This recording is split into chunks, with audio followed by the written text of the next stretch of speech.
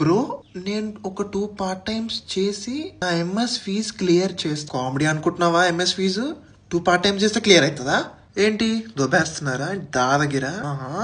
ఏంటి మేము చేసేటోళ్ళం ఉందా ఎర్రి పుష్పాలం అయితే. ఇక్కడ నా ఫ్రెండ్ ఒకడు ఉన్నాడు, వాడికి 2 years అయింది జాబ్ వచ్చి. వాడు ఫుల్ టైం వన్ జాబ్, కానీ వాడికి వచ్చే శాలరీకి వాడు మొత్తం వాడి ఎంఎస్ ఫీజ్ ని క్లియర్ చేయడానికి 2 years పడుతుంది. అట్లాంటి వాడికి 2 years పడితే నువ్వు జస్ట్ 2-3 పార్ట్ టైం లేదు రే, 2-3 పార్ట్ టైంలు ఎట్లా చేస్తావురా నువ్వు?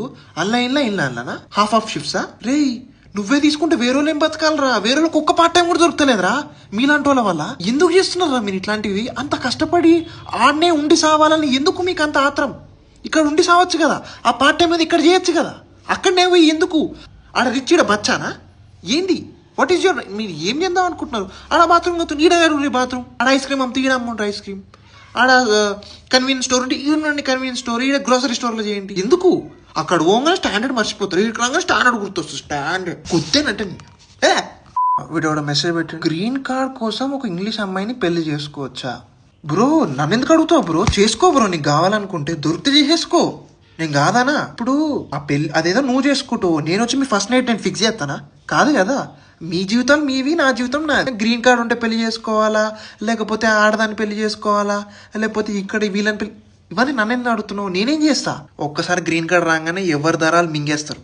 గ్రీన్ కార్డ్ రావడమే ముఖ్యం బిగులు. హౌస్ లైఫ్ ఇన్ యూఎస్ చూస్తున్నా కదా బ్రో. నన్ను స్పెక్స్ కొనుక్కున్నా, ఓ మంచి స్వెట్ షర్ట్ కొనుక్కున్నా, లైఫ్ బాగుంది. కార్లో కూర్చుంటా, ఏసీ వేసుకుంటా. ఎక్కడో మనకు క్రెడిట్ కార్డ్ ఉంటుంది, ఇక్కడ మనం ఎంతైనా గిక్కోవచ్చు.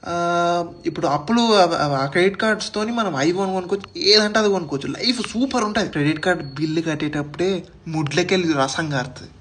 మరి ఇండియాకి రారా బ్రో? ఇండియాకి వచ్చిననుకో పల్లీలు కూడా దొరకవాడు, వేస్ట్. ఇక్కడన్నా ఏదో ఒకటి చేసుకుంటున్నా, అక్కడ పల్లీలు కాదు కదా, గింజలు కూడా దొరకవు. ఇండియాలో అంతా రెసెషన్ ఉంది మొత్తం. ఈయన రెసెషన్ ఉంటే ఆడ రెసెషన్ ఉంటుందా? ఏం మాట్లాడతావు నువ్వు? జాబ్స్ కోసం ఏం చేయాల బ్రో చెప్తా విను. గుడ్డు చాకిరి చెయ్యి. ఏమంటున్నా, మెక్డానల్డ్స్ లో వెయిటర్ లాగా చెయ్యి.